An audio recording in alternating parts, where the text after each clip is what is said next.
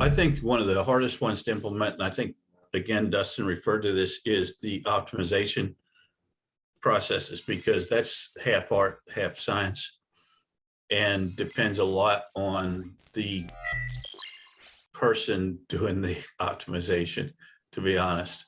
Because I can go in and look, when I go in to look at an account, and I think it's because just over the years, I've solved a lot of problems. You go in and don't start looking at the minor issues. You look top down.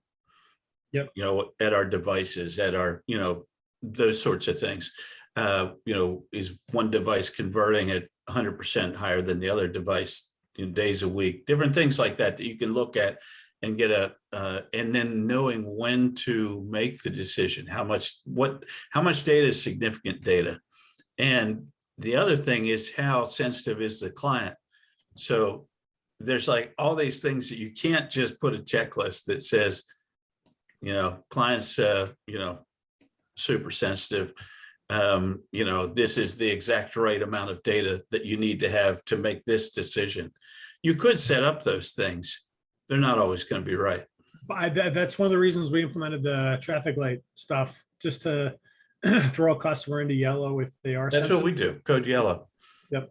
So yeah, we do the same thing now. And you're in the vein of what you just said, Mark. What we also started doing recently is adding like an internal. We used to have calls for new clients to kind of talk through things, but what I did differently the last couple of months is we created an internal strategy doc that basically puts it in text. Not just, we have an intake form that has what the client told us, but then I have what I tell the team.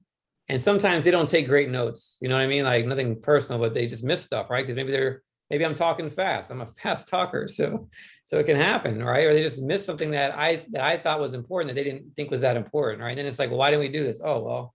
So now we have a strategy doc. It basically is a lot of the intake information that a client's provided already, like the budget and whatever. And then there's some stuff like, okay, like how much, how educated is this client with Google Ads? And that's for my client success person to think about how to report on how things are going. Because it's like there's sometimes that people barely know where their ads show. They know it's on Google, but they don't quite know exactly how that works. And then we're going to talk about like year over year ROAS and this, and they're like, whoa, what is that? And there's a bunch of questions. So we put in something like that, like how savvy is the client? Like what is our process for handling? Okay, they have existing campaigns. How are we going to handle the transition to our new campaigns? We put it there.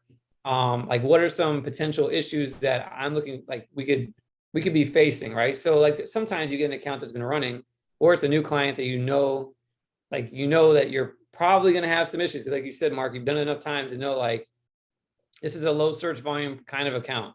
So I already know we may have to pivot, add more keyword, do something, right? So I put that as well. Like, hey, here's what I foresee that could happen. Here's how we should handle it. So we can have a few weeks of, potential strategy ahead of us.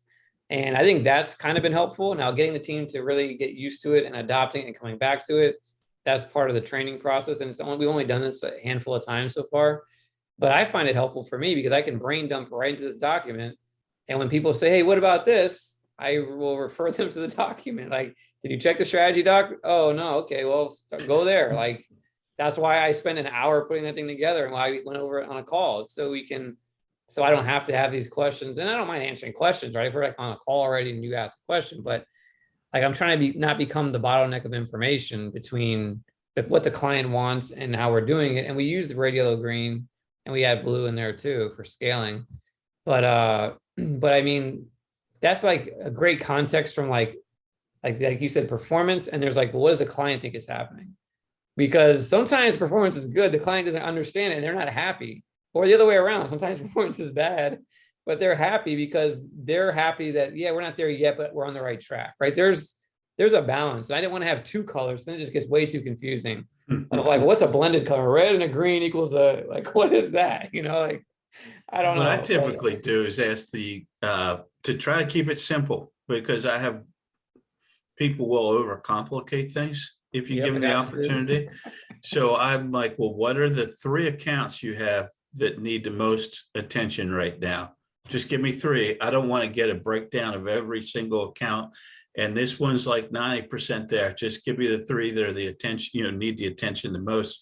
Let's take it and work from the top down on those. And we also will add notes to intake forms when we get them, so that sort of becomes not so much a strategy doc, but at least something you can refer back to and say, so you, because obviously if you have more than one person working on account manager, Google Ads expert, myself, you're not going to convey all that information all the time. I had someone tell me something they said, well, I told so-and-so on the sales call.